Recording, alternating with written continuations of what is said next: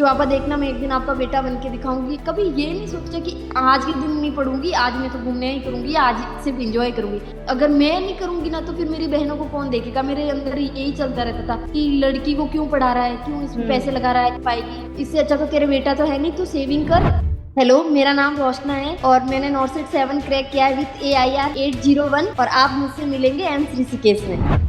Hi Roshna, I am प्रीति। कैसे हैं आप? मैं अच्छी हूँ मैम। तो रोशना, सबसे पहले मैं ये सुनना चाहूंगी कि एट प्रेजेंट आप कहाँ पे वर्किंग हैं। करेंटली आप कहाँ पे वर्किंग हैं? करंटली मैं एम्स ऋषिकेश में हूँ। एम्स का तो ऐसा था कि जर्नी तो बहुत पहले से शुरू हुई थी, जब 12th किया था कि समझ नहीं आ रहा मुझे क्या करना है। मैंने नीट के लिए कोचिंग करी थी। ये था कि हाँ मेडिकल फील्ड में जाना, यूं था कि मेडिकल फील्ड में जाना है और उसमें भी यूं था कि भाई डॉक्टर बनना है। तो फिर मैंने नीट की कोचिंग ली, एक साल हम्म। ली। फिर मेरा नीट क्या करूं, मेरे पास तो कुछ ऑप्शन ही नहीं बचा और मैं क्या हम्म। करूंगी। ऐसे में ज्यादा डिप्रेशन में आ गई थी, ऐसे ऐसे रोने लग गई थी। फिर मुझे किसी ने सजेस्ट किया कि हम्म। BSc नर्सिंग का स्कोप है, तुम कर सकती हो। पर फिर मेरे दिमाग में ये चल रहा था कि इतने नीट में पैसे लगा लिए, फैमिली कंडीशन भी नॉर्मल फैमिली से हूँ, तो फिर ऐसे कि अब और इतना पैसा देके कहाँ से BSc कर? नर्सिंग। तो हम्म। फिर है ना, किसी ने सजेस्ट किया, मेरे एक भैया हैं जो GNM कर रखी है, उन्होंने उन्होंने बोला ऐसा कुछ नहीं है, BSc नर्सिंग भी आप है ना फ्री में हो सकती है अगर तुम गवर्नमेंट एग्जाम क्वालिफाई कर जाओ तो फिर मैं राजस्थान से होना, तो मैंने RUHS का एंट्रेंस एग्जाम दिया, तो फर्स्ट ओके। टाइम में ही मेरा और फिर मैंने काउंसलिंग कराई तो मुझे जयपुर का SMS मिल गया, सवाई मानसिंह हॉस्पिटल। फिर मैंने ओके। BSc नर्सिंग, जब मैंने वहां एडमिशन लिया था तभी मैंने सोच लिया था, क्योंकि जिस फील्ड में जाते फिर उसके बारे में पता चलने लग जाता, तो मुझे पता चल हाँ। गया था कि एम्स ऑफिसर जॉब बहुत अच्छी होती है BSc हाँ। नर्सिंग करने के बाद। फिर मैंने उसको अपना टारगेट बनाया। फिर हम्म। मैं उसमें शुरू से ही पढ़ने लग गई थी, मतलब फर्स्ट ईयर से ही। भले ही हमारे कोरोना आ रखा था लेकिन मैंने हम्म। यूट्यूब को अपना मीडियम बनाया, मेरे पास हम्म। कोई स्कोप भी नहीं था, यूट्यूब से पढ़ती थी थोड़ा बहुत ऐसे। और फिर मैंने चारों साल कंटिन्यू पढ़ती रही कि मुझे फर्स्ट अटेम्प्ट में, मैं यही सोचती थी कि मुझे फर्स्ट अटेम्प्ट में नॉर्सेट निकालना है, फर्स्ट अटेम्प्ट में नॉर्सेट निकालना है। फिर हम्म। थर्ड ईयर में कुछ ऑनलाइन क्लासेस वगैरह ली थी, जैसे हम्म। कोचिंग वगैरह। और फिर थर्ड ईयर से मैंने बेसिकली आपका ये मोटिवेशन रहा कि फर्स्ट अटेम्प्ट में ही क्लियर करना है और फर्स्ट अटेम्प्ट में ही क्लियर करना है। ठीक है, ये तो बहुत ही हाँ। अच्छी बात है। बट इसके साथ मैं ये आपसे सुनना चाहूंगी कि कैसे आपने फर्स्ट डिसाइड किया कि आपको डॉक्टर बनना है, और फिर हम्म। आप एज अ नर्सिंग ऑफिसर आप एज अ सर्व कर रहे हैं एम्स में, ऋषिकेश में। तो कैसे आपने अपने आप को मेंटली प्रिपेयर किया? फैमिली का किस तरीके से एक्सेप्टेंस था इस चीज के रिगार्डिंग? फैमिली का तो ऐसे था मैम, जब मेरा नीट में नहीं हुआ था ना तो मम्मी मुझे कहने लग गए थे कि तुम नर्सिंग कर लो, क्या पता MBBS के लिए तुम ना बनी हो लेकिन नर्सिंग में तुम अच्छा कर जाओ। तो मम्मी तो ओके। कहती ही रहती करूंगी। फिर मेरा नहीं हुआ तो फिर हम्म। मैंने अब कर किया, उन्होंने तो मुझे हर कंडीशन में एक्सेप्ट किया। उन्होंने बोला कि तू कुछ भी कर, हमें तो अच्छा ही लगेगा, बस तुझे सही लगना चाहिए। तो पहले तो मैंने आपको जैसे ही बताया था कि मैं बहुत ऐसे हम्म। डिप्रेशन में रोती भी थी कि करूं, क्या नहीं करूं। पर फिर मैंने खुद को ऐसे मेंटली प्रिपेयर किया कि कोई बात नहीं, वो नहीं मिला तो क्या हुआ, ये भी एक मेडिकल फील्ड है जहाँ हम अपन लोगों की हेल्प कर सकते हैं, यहाँ भी मैं बहुत अच्छा कर सकती हूँ। फिर हम्म। नर्सिंग ऑफिसर की पता चला कि इतनी अच्छी जॉब होती है, इतनी अच्छी सैलरी होती है, सब हम्म। कुछ ये पता और बढ़ गया कि कोई नहीं, बहुत अच्छा है। तो फिर मैं इसके प्रति डेडिकेटेड हो गई, मेरा ये मैंने था। आपके स्टोरी में देखा था कि आपके हमेशा से ही ऐसा सपना था कि आप अपने घर पे एज अ बेटा हाँ, अपने फैमिली को सपोर्ट करो, क्योंकि बाकी की सारी सिस्टर्स थी और उनकी शादी हो चुकी थी। तो कैसे एम्स ने हेल्प करी आपको बेटा बनने के लिए? मेरे ऐसा था, मैं मेरे हम 5 बहने हैं, मेरे भाई नहीं है। तो हम्म। अभी यही था, मेरे पापा का यूं था कि अभी तो चलो मेरे सैलरी आ रही है, मैं कमा रहा हूँ, पापा गवर्नमेंट हम्म। जॉब में है, आर्मी रिटायर्ड। तो हम्म। मेरी कंडीशन खराब है, मेरी एक दीदी की, मेरे जीजू नहीं है मतलब, तो दीदी ओके। अकेली है, तो मेरे पूरे पापा पे डिपेंड है, उनके बच्चे और वो। तो पापा बोलते हैं अभी तो मैं देख, कौन देखेगा, ऐसे ही कहते रहते। तो मेरी कहीं ना कहीं मेरी दीदी भी मेरा मोटिवेशन था, मुझे ये था कि मुझे जॉब लगना है और मुझे मेरी दीदी की हेल्प करनी है, क्योंकि पापा ऐसे कहते रहते हैं कि तू हमारा बेटा है, अब तू देख, मतलब कि हमारे बाद अगर तू इन सबको संभाल पाएगी तो हमें बहुत अच्छा लगेगा। ऐसे ही पापा मुझे मोटिवेट करते थे और मैं उनको यही कहती थी कि पापा देखना मैं एक दिन आपका बेटा बन के दिखाऊंगी और मैं जॉब भी करूंगी और मैं इन सब बहनों को भी बहुत अच्छे से रखूंगी। मैं यही कहीं ना सोचती कहीं रहती थी। फैमिली का मोटिवेशन बहुत ज्यादा था। फैमिली इज अ की, बहुत ज्यादा मोटिवेशन था फैमिली का। मोटिवेशन था ना तो वो थी मेरी फैमिली और उसकी जो कंडीशंस थी मेरे लिए कि मुझे ओके। करना ही, अगर मैं नहीं करूंगी ना तो फिर मेरी बहनों को कौन देखेगा। मेरे अंदर यही चलता रहता था, क्योंकि चार चार बहनें मेरी।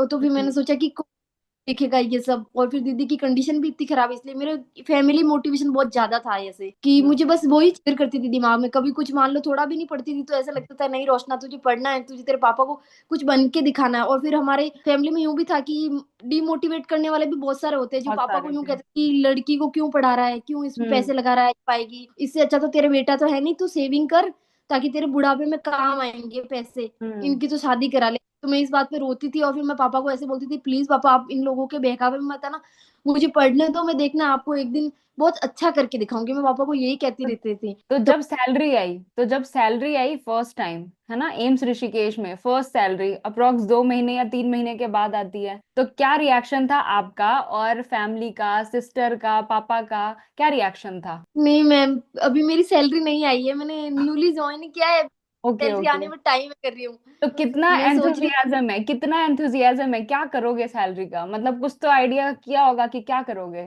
जिन पापा ने मेरे सपनों को उड़ान दिया ना, मैं उनको कार गिफ्ट करना चाहूंगी। ये मैं बचपन से सोचती आ रही थी कि मुझे क्या करना है, तो मुझे मेरे पापा को कार गिफ्ट करनी है, ये मेरा बहुत ड्रीम है, मतलब एक।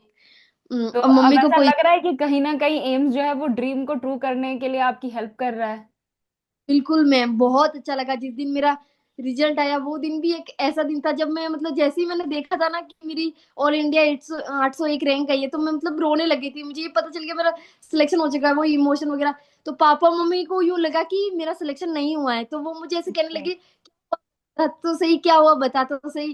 फिर हम्म। मैं बताया कि मेरा सिलेक्शन हो चुका है, तो वो इतने खुश हुए ना, जिसकी मतलब कहते हैं ना, वो दिन बहुत अच्छा था। मेरे को ऐसा लगता है कि कोई दिन वापस जीना चाहूँ तो वो दिन, जिस दिन वो भी इतने खुश हो रहे थे, वो भी थोड़ा इमोशनल भी हो गए, उन्होंने मुझे गले लगाया। फिर उन्होंने यही सब बातें कही कि तूने आखिर हमारी कही हुई बात और तेरी खुद की कही हुई बात भी तूने प्रूव कर दी कि तू सच में हमारा बेटा है, तू हमारे लिए बेटी रही है। वो मुझे ऐसे ही कहते रहते हैं तो कि तू सच में। नॉर्थ सेट और एम्स ने कहीं ना कहीं आपको एज अ बेटा बनने के लिए फुल सपोर्ट किया, और आप एज अ बेटा अपने बातों में बिल्कुल खरी उतर पाई, है ना?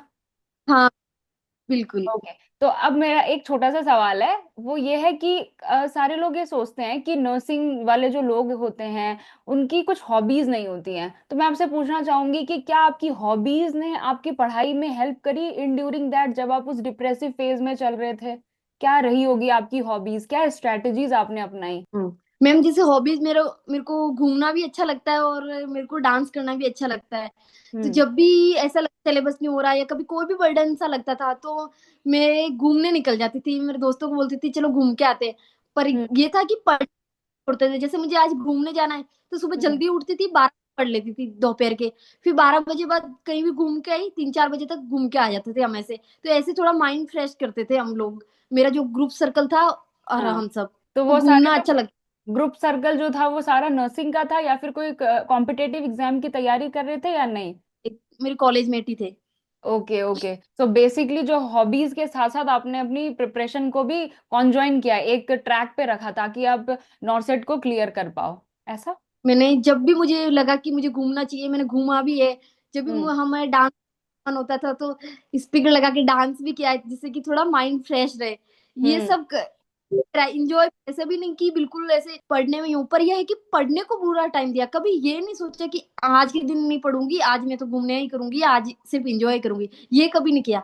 वो भी ये किया है बहुत साथ ही में, तो अच्छा थॉट था, ये बहुत ही अच्छा थॉट था आपके लिए, जो कि आपने ऐसा किया कि आपने एक दिन भी मिस नहीं किया। Continuity is a very important. तो क्या रिकमेंडेशंस रहने वाली हैं आपकी, मतलब आप जो नए एस्पिरेंट्स हैं, जो लोग फर्स्ट टाइम में चाहते हैं कि हमारा भी क्लियर हो जाए नॉट सेट, हम भी इस तरीके की स्टोरीज से दूसरों को इंस्पायर करें, उन लोगों के लिए आप क्या कुछ रिकमेंडेशंस, आपकी कुछ मोटिवेशन क्या देना चाहेंगे आप उनको? यस मैम, मैं कहना चाहूंगी कंसिस्टेंसी। मुझे जितना भी सब समझ आया ना, वो थी कंसिस्टेंसी। मुझे लगता है कंसिस्टेंसी बहुत जरूरी है। जैसे मैंने ऐसे देखा जाए ना तो फर्स्ट अटेम्प्ट में निकाला है, लेकिन इसके पीछे जो प्रिपरेशन थी ना, मैं स्टार्टिंग से कर रही हूँ। और जैसे मैंने कोचिंग लेना वगैरह ये सब मैंने थर्ड ईयर से किया है। इसका मतलब मेरी जो जर्नी है वो मेनली नॉर्थ सेट के लिए थर्ड ईयर से शुरू हो गई थी, तब जाके मैंने फर्स्ट अटेम्प्ट में निकाला है। अगर ऐसा होता ना कि मैं लास्ट में निकालू कि नहीं, फोर्थ ईयर होने के बाद ही प्रिपरेशन करूंगी नॉर्थ सेट की, तो हम्म। उसमें थोड़ा मुश्किल, ले तो और मुश्किल हो जाता है। मैं आपको बताती हूँ, मेरे पापा को क्या डायबिटीज है। जब मेरा हम्म। फोर्थ ईयर खत्म हुआ,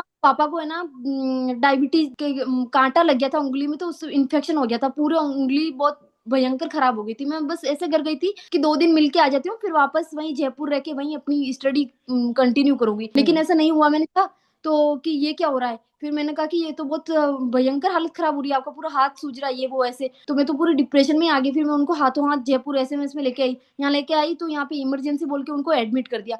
तो पूरे 1 महीना मेरा पूरा जून हॉस्पिटल में निकला। मैं उनके साथ ही सोती थी, उनके साथ ही रहती थी पूरा 1 महीना। फिर हम्म। जैसे ही उनका डिस्चार्ज आया जुलाई को, 5 जुलाई को ये था कि उनका डिस्चार्ज होने वाला है, उसी हम्म। दिन मम्मी को बैल ने मार दिया था, तो उनकी क्लेविकल फ्रैक्चर हो गई। तो उनको भी फिर मेरी दीदी वगैरह जयपुर एसएमएस में लेके आए। फिर वहां पे उनको भी दिखाया। तो ये सब करते करते मेरा मैं जुलाई के 6-7 तारीख आ गई थी। फिर मैंने सोचा यार ये क्या हो रहा है मेरे साथ में, बहुत रोने लगी। मैंने कहा अभी मेरे इधर नॉर्थ सेट भी आने वाला है सितंबर में, और ये सब भी हम्म। क्या हो रहा है। फिर मैं घर गई तो हम गांव से, तो क्या होता है कि वहां पे सब मिलने के लिए आते हैं कि भाई सब लग गई चलो ये सब, तो सब हम्म। लोग आने लगे। भी नहीं है, भाभी भी नहीं है, तो कौन करे, और दीदिया सब ससुराल, तो मुझे ही करना था, मुझे उनको भी देखना था। तो जो आ रहे थे उनको चाय बना के देना, ये सब करना, तो इसमें मेरा बहुत ऐसे हो रहा था। पर मैंने कहा इसके साथ भी अपने को पढ़ना तो है, क्योंकि अपन ने पढ़ तो सब रखा है रोशना, तुझे सिर्फ हम्म। रिवीजन कर, यही सोच के ऐसे मोटिवेट करती थी। तो मैं छत पे बैठ के पढ़ने लगी कि मुझे बस रिवीजन ही तो करना है। जुलाई के एंड में जाके मैं थोड़ा थोड़ा पढ़ने लगी, छत पे रिवीजन करने लगी कि मुझे तो रिवीजन ही करना है। फिर धीरे धीरे ये था कि छत पे भी डिस्टरबेंस होने लगा। तो फिर मैंने, मेरे पड़ोस में है मेरे हम्म। मौसी, घर पे अपना सेटअप लगाया, सारी बुक्स वहां रखी। फिर वहां पे बैठ के मैं पढ़ने लगी। तो पूरा अगस्त मैंने, यूं देख लो कि रिवीजन में ही निकला, रिवीजन क्वेश्चन मैंने यही सब किया। और आखिर में मेरा नॉर्थ सेट 7 क्लियर हो गया इन सब प्रॉब्लम्स के बाद भी। इसीलिए भी मेरे भाई पेरेंट्स बहुत ऐसे खुश होते हैं कि तूने हमारी इतनी केयर करी, उसके बाद भी तूने अपना नॉर्थ सेट निकाला। तो इसके लिए सबसे पहले तो मैं आपको कॉन्ग्रेचुलेट करना चाहूंगी बार बार कि आपने नॉट सेट 7 क्लियर करा, वो भी इतनी सारी अनफेवरेबल कंडीशन के साथ, क्योंकि ये एक तरीके का मोटिवेशन ही है उन लोगों के लिए जो शायद ऐसा बहाना देते रहते हैं कि मेरी अनफेवरेबल कंडीशन है, मेरे पेरेंट्स की तबीयत खराब है, या फिर घर में XYZ सारी की सारी प्रॉब्लम। बट आपने ये प्रूव कर दिया कि बहुत सारी अनफेवरेबल कंडीशन के साथ भी आपने उन सारी सिचुएशन को अपने फेवर में किया, और एट द एंड जो भी आपका गोल था वो आपने अचीव किया।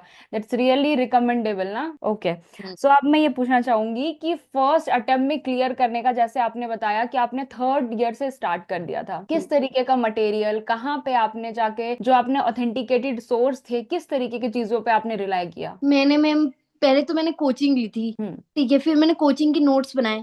फिर ओके। नोट्स बनाने के बाद मैंने रिवीजन शुरू करा। जैसे ही नोट्स बन गए थे मेरे, मैंने रिवीजन शुरू करा। फिर रिवीजन एक बार तो सिंपली लर्न करा पहले पूरे सारे नोट्स को, कि मुझे समझ आ रहा है क्या चीज है, क्या ये वो, पूरा लर्न के बाद सेकंड जब मैंने रिवीजन के लिए स्टेप उठाया ना, तो मैं जो टॉपिक पढ़ती थी उसके साथ मैंने बुक सॉल्व करी, मुझे कि मेरा टॉपिक स्ट्रांग हो जाए बस। तो इनमें से क्वेश्चन लगा। बेसिकली मैं ऐसा समझू कि जो आपकी स्ट्रेटेजी रही है प्री और मेंस निकालने की, वो कहीं ना कहीं रिवीजन और क्वेश्चन क्वेश्चन बैंक है हाँ, ना, जो भी आपने क्वेश्चन मटेरियल जो भी निकला, तो आप एक बार उसको कंसाइज करके मुझे बता दो कि किस तरीके की आपकी प्री और मेंस को निकालने की स्ट्रेटेजी रही है for the first attempt. Strategy में तो मैम रिवीजन और क्वेश्चन, इन पे ही मैंने ज्यादा फोकस करा कि मुझे रिवीजन भी करना, मुझे इसके साथ साथ ही इसके क्वेश्चन भी लगाने, और फिर उनको बार बार मतलब पढ़ते भी रहना है। ऐसा नहीं कि आज कोई टॉपिक पढ़ा, उसका रिवीजन करा, उसके क्वेश्चन लगाए, तो अब मैं उसको वापस देख ही नहीं रही हूँ। ऐसे मैं बार बार देखती भी थी। मैंने क्या करा, एक शॉर्ट नोट्स बना दिए थे मेरे। मैं जैसे जैसे पढ़ती जाती, जिसमें से जो चीज मुझे इंपॉर्टेंट लगी ना हर टॉपिक में से, तो मैंने हम्म। उनकी एक छोटी बुक अपनी एक अलग से तैयार करी कि हाँ ये इंपॉर्टेंट है, इसमें से क्वेश्चन है आते हैं ऐसे वैसे। तो वो जो बुकलेट थी ना, उसको फिर मैंने वापस, जब नॉर्थ सेट का प्री से पहले 6-7 दिन पहले थे, तब मैंने उसका वापस रिवीजन करा। उसमें सिर्फ मैंने वो चीज देखी जो मैंने हाईलाइट कर रखी थी, मैंने उस बुकलेट में लिख रखा था, उसको पूरा अच्छे से लर्न किया। और जो क्वेश्चन जिनमें मैं अटकी थी, जैसे मुझे नहीं आया गोला हम्म। करके, तो मैंने उन क्वेश्चन लिख लिया था, उनका रेशनल अच्छे से समझ लिया था कि मेरे से कहाँ गलती हुई, मैंने क्या रेशनल लगाया, इसमें क्या रेशनल लगा, ये हम्म। सब। तो मैं शॉर्ट नोट्स बनाए थे ना, उनको मैंने लास्ट टाइम रिवीजन किया, उससे मुझे हेल्प भी हुई है। मेरे को काफी सारे क्वेश्चन प्री में भी मिले, 2 क्वेश्चन ऐसे थे जो बिल्कुल मेरे नोट से ही थे, ऐसा था। और मेंस में भी ऐसे ही मेरे साथ हुआ, मुझे बिल्कुल ऐसे ditto question. So basically revision, consistency, question bank, हाँ, and your will power, that is very important will power, क्योंकि आपने सारी अनफेवरेबल कंडीशन के साथ अपनी जो चीजें हैं उसको आपने अचीव किया है। So thank you with this. So एक बार आप अपनी रैंक एक बार प्लीज अच्छे से एक्सप्लेन कर दीजिए, और जो आपका फर्स्ट एक्सपीरियंस था जब आप एम्स ऋषिकेश गए, जो आपका फर्स्ट डे का एक्सपीरियंस था, उसको एक बार एक्सप्लेन कर दीजिए। मैम मेरी AIR 801 है, और मैं ओबीसी से हूँ। ओबीसी फीमेल रैंक मेरी 230 है। और तो फर्स्ट डे बाकी का आपका एक्सपीरियंस कैसा था जब आप एम्स ऋषिकेश गए? फर्स्ट डे जब आप गए, इन ड्यूरिंग आपका वेरिफिकेशन, जब आप फर्स्ट वार्ड या फिर आईसीयू में आपकी पोस्टिंग हुई, आपका फर्स्ट एक्सपीरियंस कैसा था एज अ नर्सिंग ऑफिसर? मैं मुझे बहुत अच्छा लग रहा था। सबसे ज्यादा तो अच्छा ये लग रहा था कि जब भी कोई पूछ रहे थे, अच्छा आप न्यूली एनो हो क्या, न्यूली एनो हो क्या, तो मुझे बहुत ये सुन के ही अच्छा लग रहा था कि चलो फाइनली अपनी भी जॉब लग गई। और सब जैसे मैम बोलना, ये सब पहले तो सब बच्चे ही बोलते थे, तो ऐसे काफी अच्छा लगा।